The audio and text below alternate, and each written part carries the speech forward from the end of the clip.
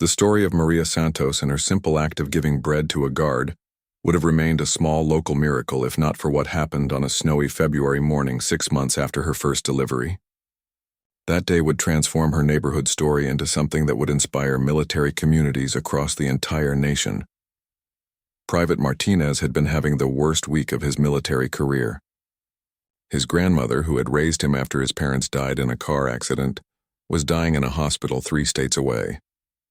The Red Cross had confirmed the family emergency, but military regulations prevented him from taking leave until a replacement could be arranged for his specialized checkpoint duties. Martinez felt trapped between his duty to his unit and his desperate need to say goodbye to the woman who had been like a mother to him. Maria noticed immediately that something was wrong. Martinez stood at his post with slumped shoulders and red-rimmed eyes, clearly fighting back tears. His usual polite nods to passing civilians had been replaced by distracted stares at the ground. When Maria approached with her morning bread delivery, she could see the pain written across his young face. "What's troubling you, son?" Maria asked gently, setting the wrapped loaf aside and focusing entirely on the soldier's obvious distress. Martinez tried to maintain his professional composure, but Maria's maternal concern broke through his military training. The words poured out of him in a rush. His grandmother's deteriorating condition, the doctor's warnings that she had only days left, and his frustration at being unable to reach her bedside because of duty requirements. Maria listened without interruption, her heart breaking for this young man who was experiencing the same kind of loss she had felt when her husband Carlos died. When Martinez finished speaking, she was quiet for a long moment, thinking carefully about what she could do to help. "What's your grandmother's name?" Maria asked softly. "Elena Martinez," he replied, surprised by the question. "She lives in Phoenix, Arizona." Maria nodded thoughtfully. "I want you to know that Elena raised a good man. Any grandmother would be proud to have a grandson who takes his responsibilities as seriously as you do." What Maria did next stunned everyone who witnessed it, including Martinez himself. She pulled out her cell phone and began dialing a number. When someone answered, she spoke clearly and confidently. "Hello, this is Maria Santos calling from the checkpoint on Maple Street. I need to speak with Colonel Mackenzie immediately. This is a family emergency involving one of his soldiers." Within minutes, Colonel Mackenzie was on the line, and Maria explained Martinez's situation with the same gentle authority she had once used as a teacher, advocating for her students. She didn't ask for special treatment or try to pull strings. Instead, she simply presented the facts and expressed her belief that a good soldier in extreme personal crisis deserves support from his military family. "Colonel, this young man has been serving with honor and distinction at our checkpoint for months. His grandmother is dying and he needs to be with her. Surely there must be some way to arrange temporary coverage so he can say goodbye." The colonel, who had come to deeply respect Maria's judgment and her positive influence on military-civilian relations, immediately began making phone calls. Within 2 hours, a replacement had been arranged. Emergency leave papers had been processed and Martinez was on a military transport flight to Phoenix. But Maria wasn't finished. She had learned that Martinez couldn't afford the additional expenses of an unexpected trip, including possible extended hotel stays and meals while spending time at the hospital. Without telling anyone, she withdrew money from her own savings account and pressed it into Captain Rodriguez's hand with instructions to ensure Martinez had everything he needed during his family emergency. "That boy shouldn't have to worry about money when his heart is breaking," she told the captain firmly. "Family comes first, always." The story of how a civilian grandmother had mobilized military resources to help a grieving soldier reach his dying grandmother spread through the entire regional command structure within days. Officers who had never heard of Maria Santos found themselves learning about the woman who had transformed a routine checkpoint operation into a model of community care and military family support. Martinez returned to duty 10 days later, having been able to spend his grandmother's final 3 days at her bedside and to serve as a pallbearer at her funeral. When he reported back to the checkpoint, he carried with him a letter from his extended family in Phoenix, addressed to Maria Santos and expressing gratitude for her intervention that had made their final goodbye possible. The letter, written by Martinez's aunt, became legendary within the unit. "Mrs. Santos, you will never know what your kindness meant to our family." Elena died holding Martinez's hand, And her last words were about how proud she was that there were people like you watching over her grandson. You gave us the greatest gift possible, the chance to say goodbye. Maria's action had demonstrated something that military leadership at every level took notice of. Genuine civilian support could solve problems that official channels sometimes couldn't address quickly enough. Her intervention on behalf of Martinez showed how community connections could complement, rather than interfere with military operations. The ripple effects of that February morning continued to spread far beyond Maria's neighborhood. Military communities across the country began reaching out to her for advice on how to build similar relationships between checkpoints and civilian populations. Social workers, community organizers, and military family support specialists wanted to understand her methods, but Maria remained focused on the individual soldiers she saw every day. Each morning she continued her routine of baking bread, knitting warm items, and offering whatever support seemed needed. She never saw herself as leading a movement or creating a model program. To her, she was simply doing what felt natural, caring for young people who were far from their own families. The checkpoint on Maple Street became an official case study for the military's community relations training programs. Officers from around the world visited to observe the positive atmosphere Maria had helped create. But perhaps the most meaningful recognition came from an unexpected source. On the first anniversary of Maria's initial bread delivery, the soldiers of Captain Rodriguez's unit surprised her with their own gift. They had collected money from their own paychecks and commissioned a local woodworker to create a beautiful bench with a brass plaque that read, "For Maria Santos," who showed us that the strongest military operations are built on human kindness. The bench was installed in the small park across from Maria's house, positioned so she could sit and watch the checkpoint where her simple act of sharing bread had grown into something that changed an entire community. Every morning as she prepared her daily offerings of food and care, Maria could see that bench and remember that sometimes the smallest gestures of kindness can create the most extraordinary transformations. The soldiers had learned something from Maria that no military training manual could teach. The true strength comes not from weapons or authority, but from the courage to care for others without expecting anything in return. And Maria had learned something too, that her years of nurturing students in the classroom had prepared her for an even more important role as a bridge builder between communities that needed to learn to trust each other. The story of the woman who gave a guard some bread became a reminder that in a world often divided by fear and misunderstanding, one person's decision to show kindness to a stranger can create ripples of positive change that extend far beyond anything they ever imagined possible. By December, Maria's kitchen had transformed into what looked like a small-scale manufacturing operation. Balls of yarn in military-appropriate colors filled baskets throughout the room, and her dining table had become a staging area for completed hats, scarves, and mittens waiting to be distributed. The military's supply support had enabled her to work on a scale she never could have imagined. But Maria maintained the same personal attention to detail she had always applied to her individual gifts.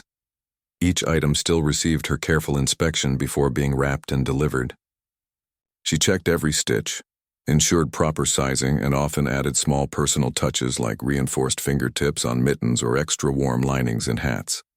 Maria treated each piece as if it were going to her own family member, because in her mind, that's exactly what these soldiers had become. The transformation in the neighborhood had become impossible to ignore. What had once been a tense relationship between military personnel and civilian residents had evolved into something resembling an extended family dynamic. Children who had initially been frightened by the armed guards now waved enthusiastically when passing the checkpoint. Elderly residents stopped to chat with soldiers during shift changes, offering weather updates and local news. Private Rodriguez, a new arrival to the unit, experienced this changed atmosphere during his very first week at the checkpoint. He had been prepared for the kind of hostile civilian interactions he had encountered at previous assignments, where military personnel were viewed with suspicion and resentment. Instead, he found himself receiving warm greetings from passers-by, occasional offers of coffee from nearby shop owners, and genuine expressions of gratitude for his service. "Is it always like this here?" Rodriguez asked his shift partner, Sergeant Davis, after a particularly friendly exchange with a group of local business owners. Davis, who had been with the unit since before Maria's first bread delivery, smiled at the question. "Not always. This all started with one woman who decided to bring us homemade bread. Everything changed after that. The sergeant pointed toward Maria's house, where warm light glowed from the kitchen windows even in the early morning darkness. That's Mrs. Santos. She's probably in there right now, either baking something delicious or knitting something warm for one of us. She's turned this entire neighborhood into a place where people actually care about each other.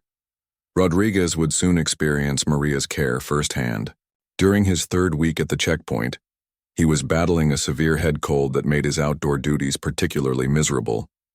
The December wind felt like ice against his congested sinuses, and he was struggling to maintain focus during his shift. Maria, with her teacher's instinct for identifying when someone wasn't feeling well, noticed his obvious discomfort immediately. That afternoon, she appeared at the checkpoint carrying not her usual bread or knitted items, but a large thermos of homemade chicken soup and a package of throat lozenges she had picked up at the pharmacy. "You look like you're fighting something," she said with maternal concern, setting the soup on the checkpoint ledge. "This should help warm you up from the inside." The soup was unlike anything Rodriguez had ever tasted, rich with vegetables and tender chicken in a broth that seemed to contain healing properties beyond mere nutrition. As he sipped the warm liquid throughout his remaining shift hours, he felt his congestion clearing and his energy returning. More importantly, he felt something he hadn't experienced since leaving home for military service: the sensation of being personally cared for by someone who had no obligation to help him, but chose to do so anyway. It was a feeling that would stay with him long after his cold symptoms disappeared. Maria's influence was extending beyond individual acts of kindness into more organized community support. The local elementary school, where Maria had taught for 25 years before retiring, organized a letter-writing campaign where students created thank you cards for the soldiers. The high school's home economics class began a project to bake cookies for the checkpoint guards during final exam week. Mrs. Peterson, inspired by Maria's example, started a small garden project behind her house specifically to grow herbs and vegetables that she could share with both the soldiers and other neighbors. The corner market owner, Mr. Kim, established a informal credit system where soldiers could pick up necessities and pay later if they were short on cash before payday. What was happening in Maria's neighborhood began attracting attention from military leadership at higher levels. Colonel James Mackenzie, the regional commander responsible for multiple checkpoint operations, decided to conduct a personal inspection of the unit that was receiving such unusual community support. Colonel Mackenzie arrived, expecting to find security breaches or discipline problems that might explain the informal relationships between his soldiers and local civilians. Instead, he discovered what appeared to be a textbook example of successful community integration and cooperation. The soldiers under Captain Rodriguez's command demonstrated exceptional morale, superior performance ratings, and virtually zero disciplinary incidents. Their interactions with civilians were professional but warm, creating an atmosphere of mutual respect that Mackenzie had rarely seen in his 20-year military career. During his inspection, Mackenzie witnessed Maria's morning bread delivery routine firsthand. He watched from a concealed position as she approached Private Johnson with her characteristic gentle smile, offered him a fresh loaf wrapped in her familiar kitchen towel, and engaged in brief, caring conversation about his well-being.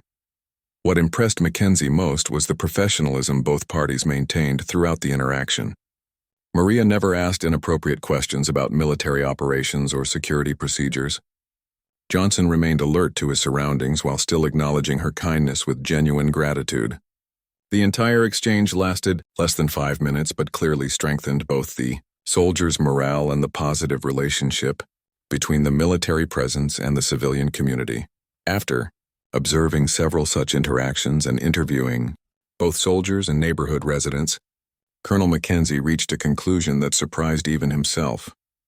Rather than ordering an end to the informal civilian-military relationships, he decided to document Maria's approach as a model that could be implemented at other checkpoints throughout the region. Mackenzie requested a meeting with Maria to discuss the possibility of sharing her story with other communities and military units. He wanted to understand her methods and motivations so they could be adapted to different situations while maintaining the authentic spirit of care that made her approach so effective. Maria agreed to the meeting but insisted it take place in her kitchen over coffee and fresh bread, just as she had done with Captain Rodriguez months earlier.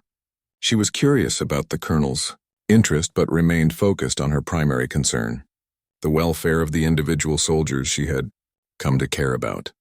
"I don't know if what I do could work everywhere," Maria told Mackenzie honestly as they discussed her approach. "It's not really a method or a program.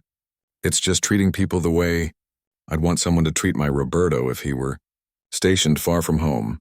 Mackenzie realized he was witnessing something that couldn't be replicated.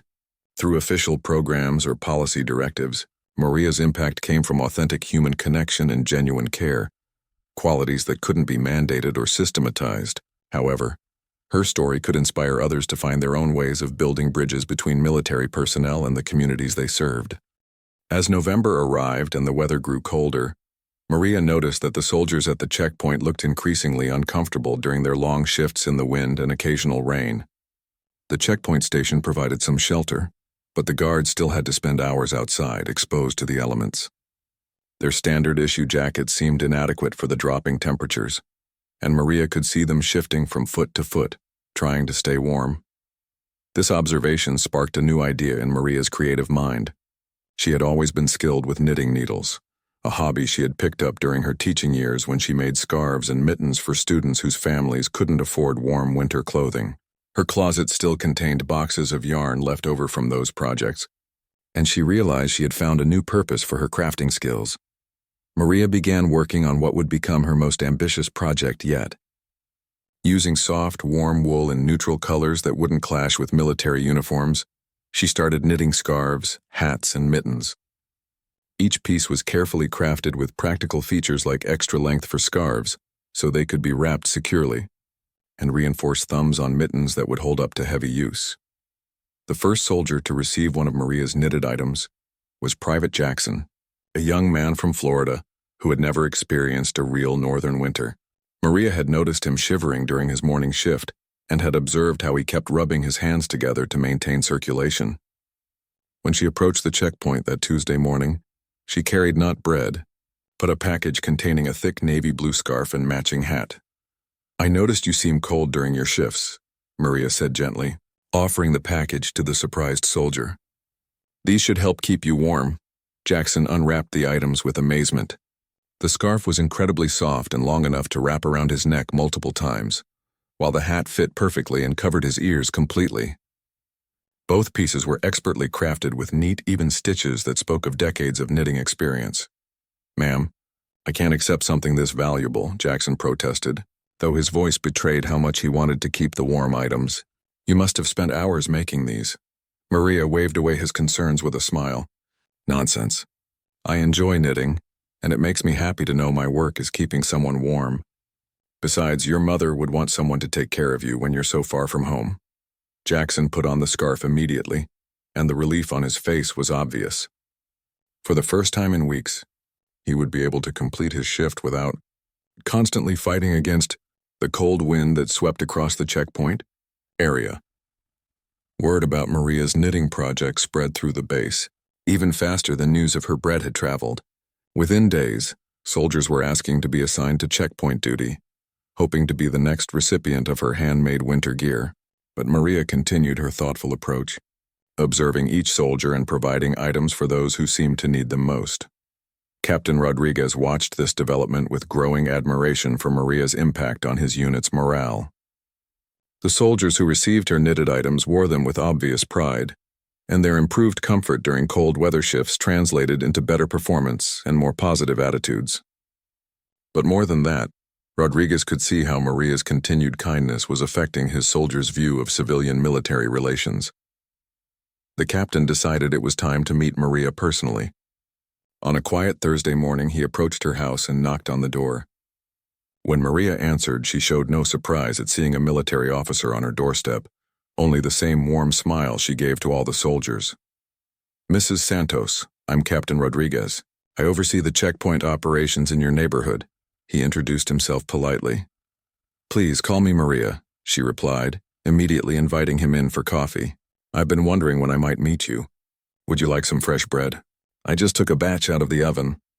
As they sat in Maria's cozy kitchen, surrounded by the comforting smells of baking and the soft clicking of knitting needles from a project she had been working on.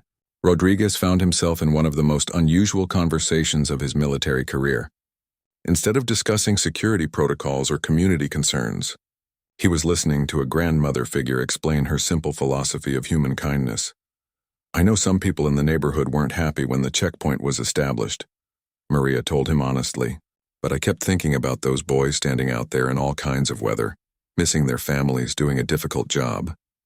They're somebody's sons, just like my Roberto."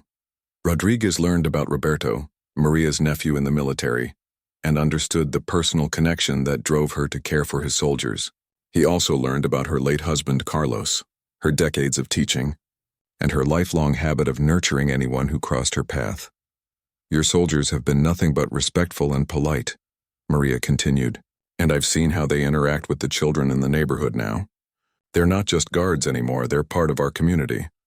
The captain shared his own observations about the positive changes he had seen in both his soldiers and the neighborhood residents. He explained how Maria's simple acts of kindness had transformed the entire atmosphere around the checkpoint, creating an environment of mutual respect and cooperation that he had never experienced in his previous assignments.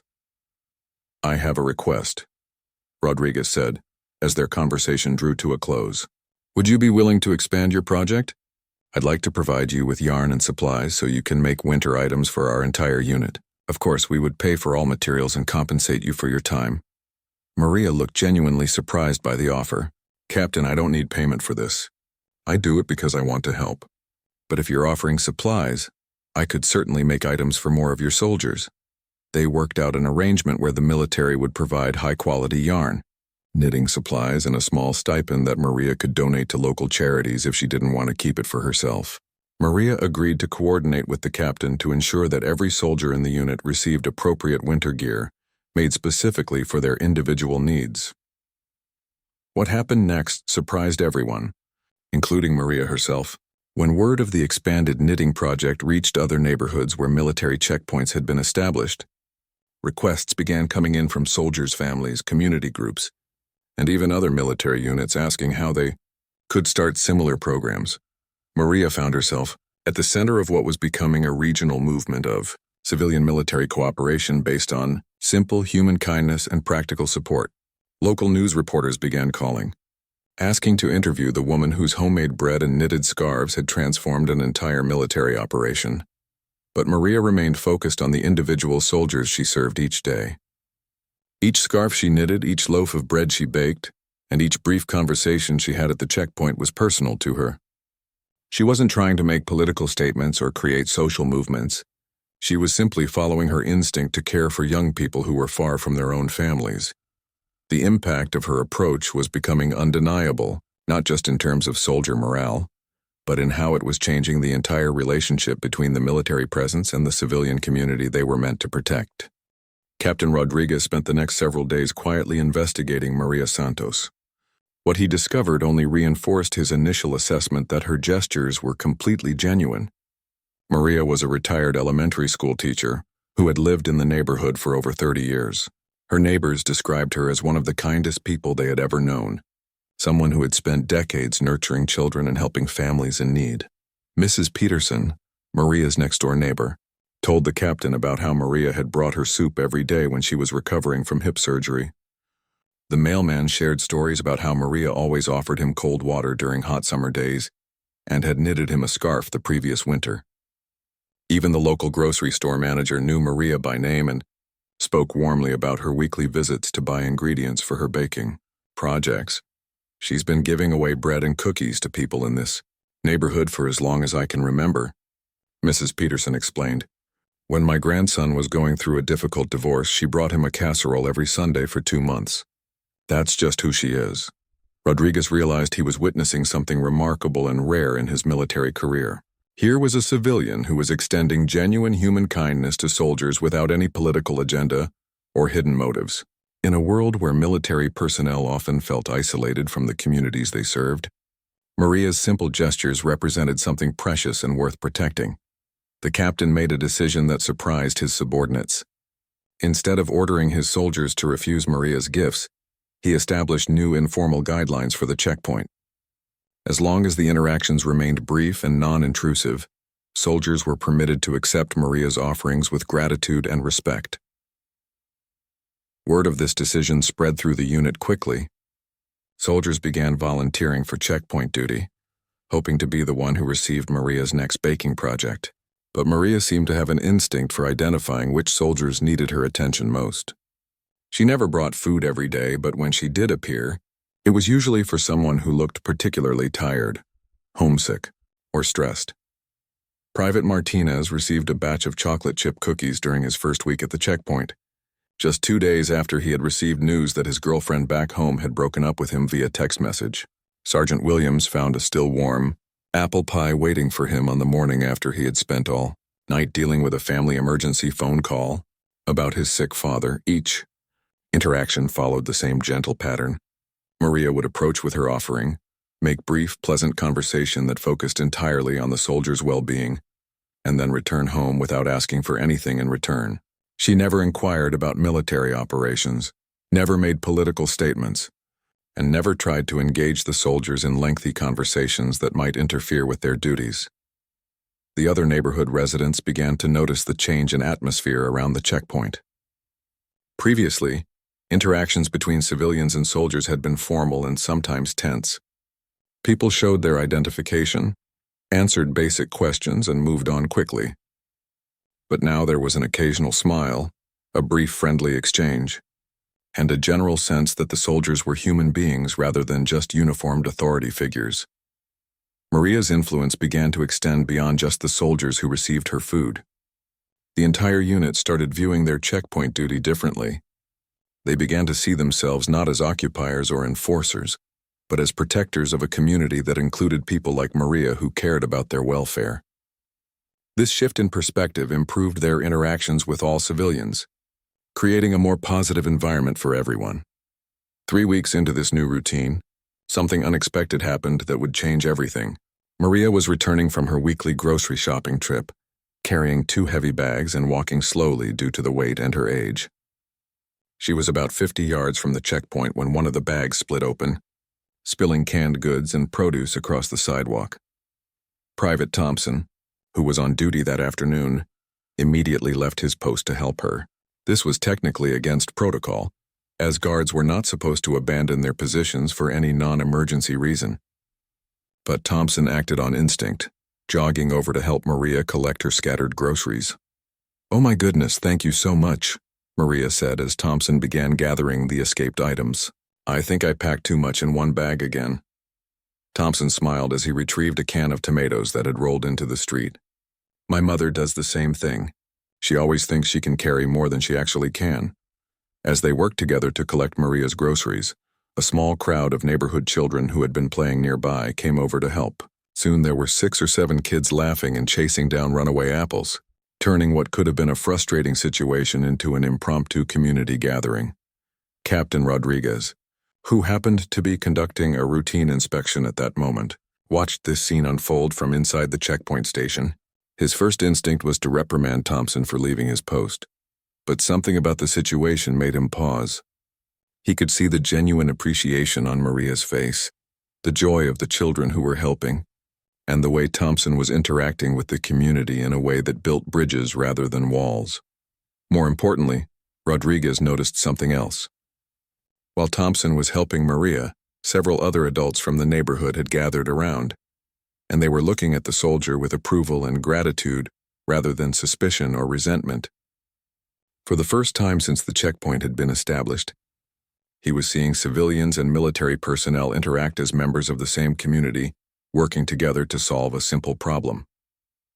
When Thompson returned to his post a few minutes later, expecting to be disciplined for abandoning his position, Rodriguez surprised him with a different response. "That was good work, Private," the captain said quietly.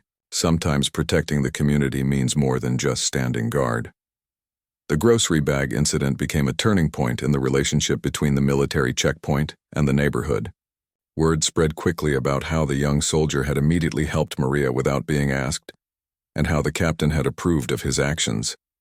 Residents who had previously viewed the checkpoint as an unwelcome intrusion began to see it differently. Mrs. Peterson started bringing lemonade to the guards during hot afternoons. The local barber, Mr. Chen, began offering free haircuts to soldiers who were off duty. The owner of the corner market started giving small discounts to military personnel, explaining that anyone who would help an elderly woman with her groceries deserved his respect and support. But perhaps the most significant change was in Maria herself. What had started as simple acts of individual kindness had grown into something larger and more meaningful. She began to understand that her small gestures were creating ripple effects throughout the community, building connections between people who had previously seen each other as strangers or even potential threats. Private Johnson stood frozen for several minutes after Maria disappeared into her house, staring at the wrapped loaf sitting on the checkpoint ledge. The morning air carried the rich, yeasty aroma of fresh bread, making his empty stomach clench with hunger. He looked around again, making sure no officers were in sight, then carefully picked up the bundle. The bread was still warm through the clean kitchen towel, and Johnson could feel its perfect weight in his hands. When he unwrapped it slightly, the golden brown crust was unlike anything he had seen in the military mess hall. This wasn't the mass-produced preservative-filled bread they served at the base. This was real bread, made by real hands in a real kitchen, the kind his grandmother used to make when he was a child in Ohio. Unable to resist any longer, Johnson tore off a small piece from one end. The crust cracked perfectly, revealing soft, steamy interior that practically melted in his mouth. The flavor was incredible, rich and slightly sweet, with a texture that reminded him of everything he missed about home. Before he realized it, he had eaten nearly a quarter of the loaf standing right there at his post. As he ate, Johnson thought about the woman who had brought him this unexpected gift. There had been something so genuine about her smile, so motherly in the way she had called him son. Most civilians who passed through the checkpoint treated the soldiers like obstacles or threats, necessary evils to be tolerated. But this woman had seen him as a human being who might be hungry and tired. The rest of his shift passed more quickly than usual. Every time a vehicle or pedestrian approached the checkpoint, Johnson found himself thinking about the kindness he had experienced that morning. The bread sat safely wrapped beside him, and he rationed the remaining portions throughout the day, savoring each bite. When his replacement arrived at 3 p.m., Johnson carefully rewrapped what was left of the bread and took it back to the base. In the barracks that evening, he shared the remaining pieces with his bunkmate Private Martinez, who had been complaining about the terrible quality of dinner in the mess hall. "Where did you get this?" Martinez asked, amazement clear in his voice as he bit into the homemade bread. "This is incredible." Johnson told him about the elderly woman who had approached the checkpoint that morning, how she had simply wanted to share her baking with someone who might appreciate it. Martinez listened with growing interest, having had his own difficult interactions with hostile civilians during his time at the checkpoint. "She just gave it to you? No questions? No lectures about politics or the military presence?" Martinez asked skeptically. "Nothing like that," Johnson confirmed. "She just said I looked hungry and that she had made too much bread. It was the kindest thing anyone has done for me since I've been stationed here." Word about the bread incident spread quickly through their unit. By the next morning, several soldiers were asking Johnson to point out the house where the kind woman lived. Some were skeptical, convinced there must have been some ulterior motive behind the gesture. Others were simply curious about someone who would show such unexpected generosity to soldiers they didn't even know. Captain Rodriguez, their commanding officer, overheard the conversation during the morning briefing. He was a career military man with 15 years of experience, and he had learned to be suspicious of civilian contact with his soldiers. Too often, seemingly innocent interactions turned out to be attempts to gather intelligence or create security vulnerabilities. "Private Johnson," Captain Rodriguez said after the briefing ended, "I need to speak with you about this bread incident." Johnson's heart sank. He had hoped the captain wouldn't find out about his acceptance of the civilian gift, and now he was certain he was about to be disciplined for breaking protocol. "Sir, I know I probably should have refused it, but she seemed so genuine, and I was really hungry," Johnson began. Trying to explain himself, Captain Rodriguez held up a hand to stop him. "Tell me everything about this interaction. Every detail, no matter how small it might seem." Johnson recounted the entire incident, from first noticing the woman at her window to finding the bread waiting for him at the checkpoint. He described her appearance, her manner of speaking, and the genuine concern in her eyes when she looked at him. The captain listened carefully, occasionally asking clarifying questions.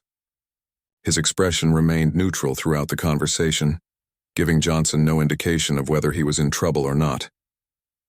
"Did she ask you any questions about your duties, your schedule, or the base?" Rodriguez inquired. "No, sir. She didn't ask me anything personal or military related.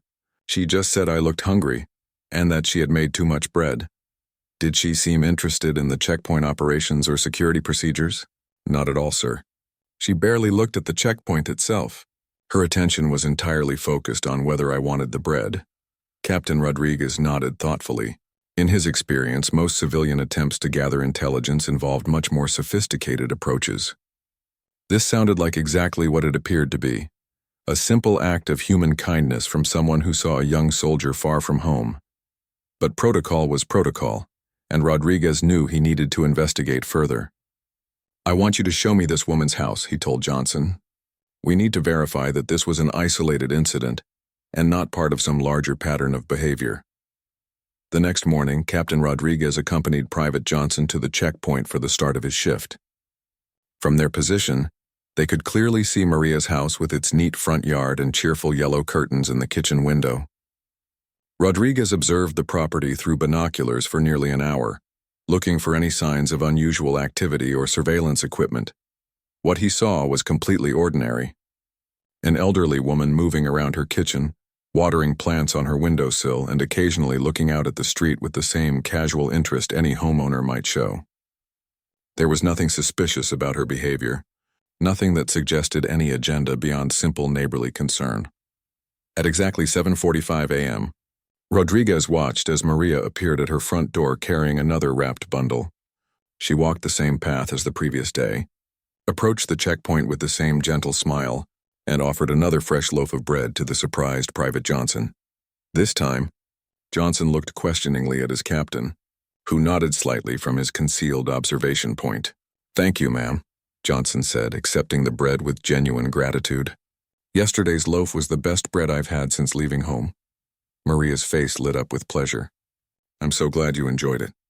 I used to bake for my husband every week, and it makes me happy to know someone is appreciating it again." She chatted with Johnson for a few more minutes, asking if he was staying warm enough in the cool October weather and whether he was getting enough sleep.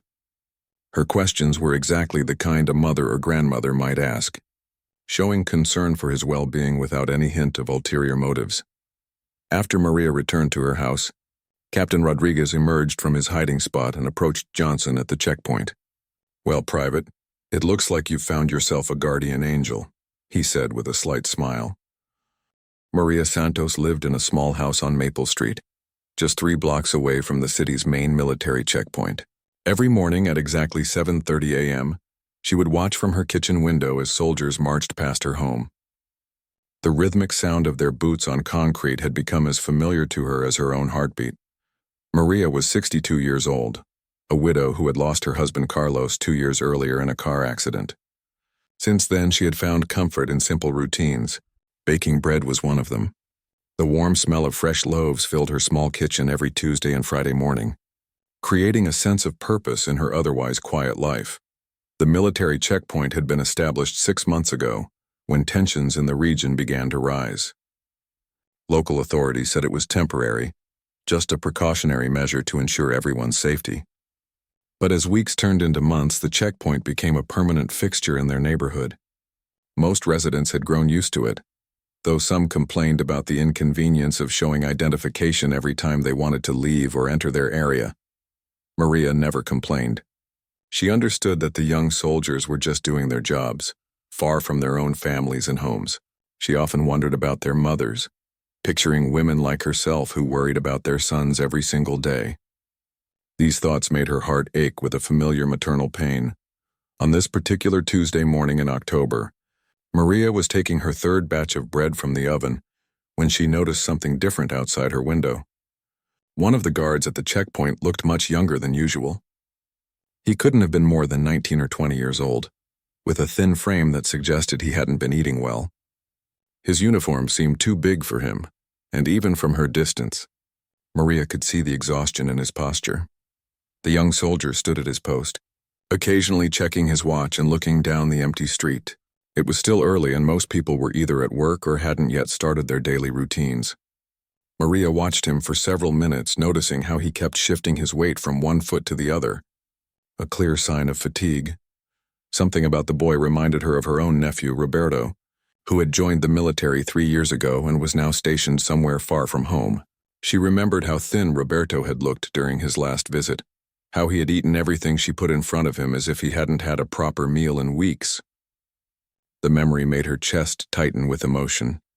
Maria looked at the fresh loaves cooling on her kitchen counter. She had baked 6 loaves that morning, far more than she could eat by herself. Usually she would give some to her neighbor Mrs. Peterson, who was also living alone, and freeze the rest for later. But today, a different idea began to form in her mind. Without thinking too much about it, Maria selected the best loaf from the batch. It was perfectly golden brown, still warm from the oven with a crust that crackled softly when she touched it. She wrapped it carefully in a clean kitchen towel, the same way she used to wrap bread for Carlos when he worked long hours at the construction site. The walk to the checkpoint took less than 5 minutes, but with each step Maria felt her nervousness grow. She had never approached the soldiers before, never had any reason to interact with them beyond the polite nods they exchanged when she passed by during her grocery trips. What if they thought she was suspicious? What if they misunderstood her intentions? As she got closer, she could see the young guard more clearly. His name tag read Johnson, and his face had the kind of innocent look that reminded her even more of Roberto. His eyes were tired but alert, constantly scanning the street as he had been trained to do.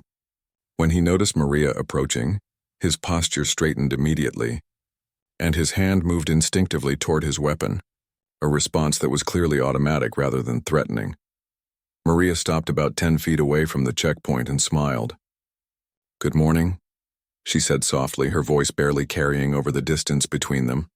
The soldier nodded politely but remained watchful, clearly uncertain about why this elderly woman was approaching his post. "I live just over there," Maria continued, pointing toward her house.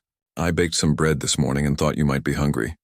She held up the wrapped loaf, making sure her movements were slow and non-threatening. Private Johnson looked genuinely surprised. In all his months of duty, no civilian had ever approached him with such a simple gesture of kindness. Most people either ignored the soldiers completely or viewed them with suspicion and resentment. This unexpected offer of food from a complete stranger left him momentarily speechless. "Ma'am, I appreciate the gesture, but I'm not sure I'm allowed to accept food from civilians," Johnson replied, though his voice betrayed his uncertainty about the actual rules regarding such situations. The truth was, no one had ever covered this scenario in his training. Maria's smile widened. "It's just bread, son. Nothing more, nothing less. I made too much, and it would be a shame to let it go to waste." She took a small step closer, her grandmother instincts telling her that this boy needed care and nourishment. "You look like you could use a good meal." The young soldier glanced around nervously, checking to see if any of his superiors were watching. The checkpoint was relatively quiet at this hour, and his commanding officer wouldn't be making rounds for another 30 minutes. Still, accepting gifts from civilians felt like it might be against protocol, even if the gift was just a simple loaf of homemade bread. But the smell of the fresh bread was already reaching him, and his stomach responded with an audible rumble that embarrassed him. He hadn't eaten since the previous evening, having overslept and missed breakfast at the base. The thought of warm homemade bread was almost irresistible. Maria noticed his hesitation and decided to make the decision easier for him. She walked closer to the checkpoint barrier and gently placed the wrapped loaf on a small ledge where he could easily reach it. "I'll just leave this here," she said kindly. "You can decide what to do with it." Without waiting for a response, she turned and began walking back toward her house, leaving the young soldier staring at the unexpected gift that had just appeared in his otherwise routine morning.